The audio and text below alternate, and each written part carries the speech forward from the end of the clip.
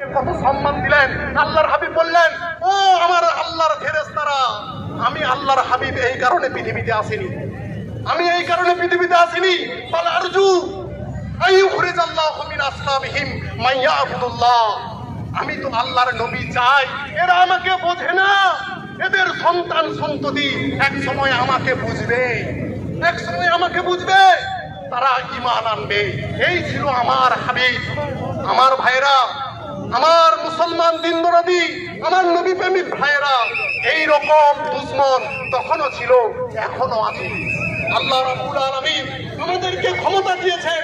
সাহাবারা তখন সংখ্যায় কম ছিল, নবীর উপরে কেউ কটূক্তি করত, সাহাবারা নিজের জীবন উৎসর্গ করে ওই ব্যক্তির সাথে প্রতিযোগিতা করত, ওকে না আঘাত করা পর্যন্ত সাহাবারা ক্ষান্ত হতেন না।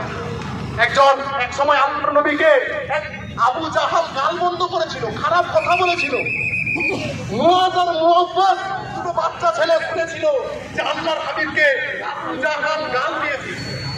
এরা পেতে বসে আছে, এরা প্রতিজ্ঞা করেছে আমরা ছোট হতে পারি কিন্তু কাফের দুশমন।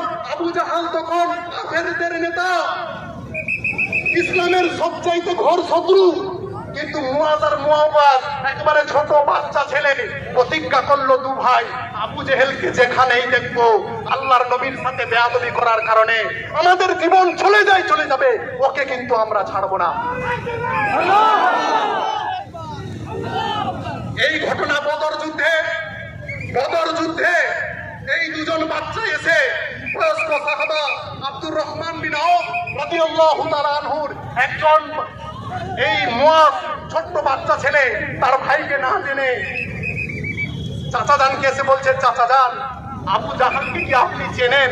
বলে, আরে তুমি বাচ্চা ছেলে, তোমার এখানে আসার কি দরকার?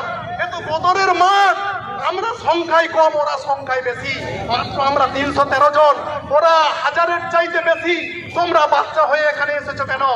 বাচ্চা বলছে, মুআয বলছে, ও চাচা জান, আমি শুনেছি আবু জাহাল আল্লাহর নবীর ব্যাপারে গাল দিয়েছে, আমার গাল থাকতে থাকতে আমি ওকে ছাড়বো না, ওকে আমি হত্যা করতে চাই।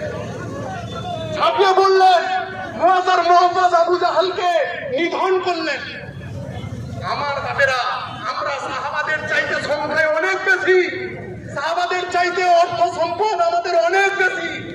আপনারা কল্পনা করতে পারবেন না, সাহাবাদের চাইতে আমাদের সংখ্যা অনেক বেশি, কিন্তু সাহাবাদের মর্যাদা সংখ্যায় কম থাকলেও বেশি কেন? তারা নবীর জন্য নিজের জীবন পর্যন্ত দিয়ে দিয়েছে। আমাদের সংখ্যা বেশি থাকার পরেও আমরা দুনিয়াতে মার খাচ্ছি কেন? নবীর মহব্বত আমাদের অন্তরের ভিতরে নাই। তাই তো আল্লাহ রাব্বুল আলামিন বলেন, ও আমার বান্দা বান্দীরা, তোমরা এক হয়ে থাকো, দলবদ্ধভাবে থাকো, বিচ্ছিন্ন হয়েও না। আমি আল্লাহ ঘোষণা করে দিলাম, তোমাদেরকে আমি খেলাফতিত্ব দান করব। আমার বাপেরা, এখন আমাদেরকে এক হওয়ার সময় এসেছে। আমাদের যা প্রপার্টি সমীক্ষায় টোটাল বিশ্বে 100 জন যদি ধনী ব্যক্তিকে চিহ্নিত করা যায়, তার ভিতরে 95 জন মুসলিম। কল্পনা করতে পারবেন না। কিন্তু আমরা শিক্ষার দিক থেকে পিছিয়ে নয়, সম্পদের দিক থেকে আমরা পিছিয়ে নয়, আমরা সংখ্যার দিক থেকে পিছিয়ে নয়।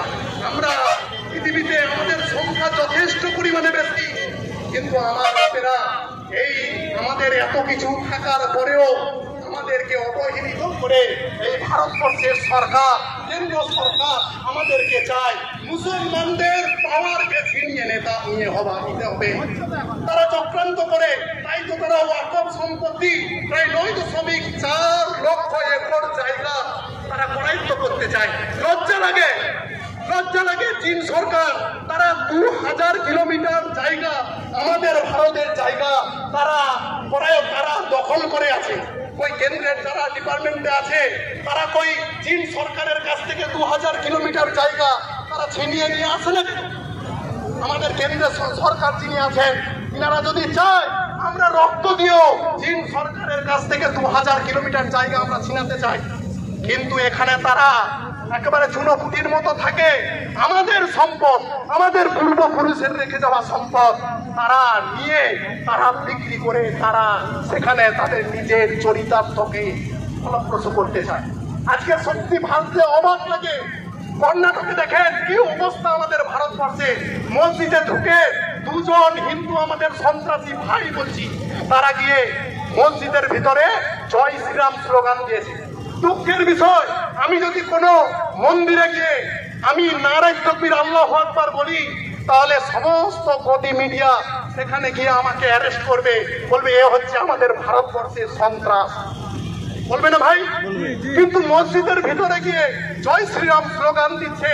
আর কোর্টও সত্যি, আমাদের কোর্ট এখন আইন ব্যবস্থাও হাতের পুটলি হয়ে গেছে।